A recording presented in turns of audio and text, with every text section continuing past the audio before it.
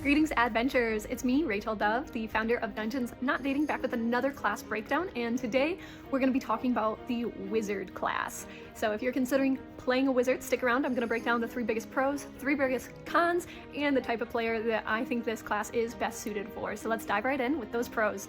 So first and foremost, this is huge. The wizard has by far the largest spell selection in the game, and not only that, but they have access to the largest spell selection, meaning you get a spell book where everything on that wizard spell list is basically available to you. There is some complexity in there as far as preparing spells and things like that, but you have the largest selection of spells, which is a huge pro.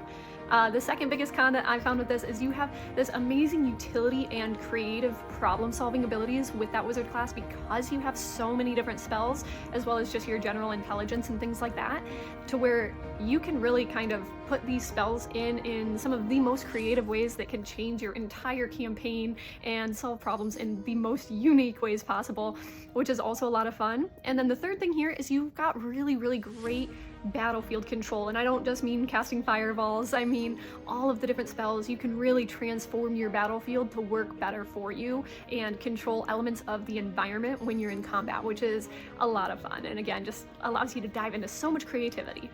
So now we've got to talk about the cons. So the biggest con with the wizard, in my opinion, is how fragile they are. You do not have a lot of hit points, you do not have strong constitution unless you build in a really funny way, but really this is gonna be your squishiest of squishy characters, which makes things a little difficult.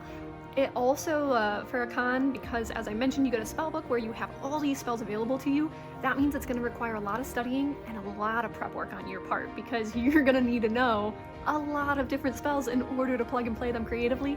So it brings a lot of time into your preparation for sessions if you're playing a wizard. And then the final con to this is just the overall complexity of it, since you need to know all these spells, know how to play them, understand your limitations as far as those low hit points. It can get very overwhelming very quickly.